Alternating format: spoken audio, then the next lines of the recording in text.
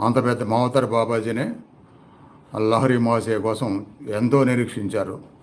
ఎదురు చూసి లహరి మహాశయ పుట్టిన దగ్గర నుంచి ఎదురు చూసి ఇంకా ఆయన యుక్త వయస్సు, సంసారం, పిల్లలు, ఉద్యోగంలో ఉండగా అప్పటి వరకు నిరీక్షించి అప్పుడు ఆయన దగ్గరికి ఆయనే పిలిపించుకున్నారు మనోసంకల్పంతో స్వయంగా.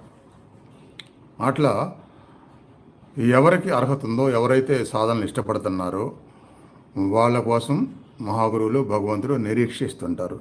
ఇంతకంటే కావాల్సింది ఏముంటుంది? నిజమైన మనస్ఫూర్తితో భగవంతుని తెలుసుకోవాలని, సాధించాలని ఎవరికి ఉంటుందో వాళ్ళకి అవకాశం ఉంది. భగవంతుడే నిరీక్షిస్తారు, మహాగురువులే నిరీక్షిస్తారు.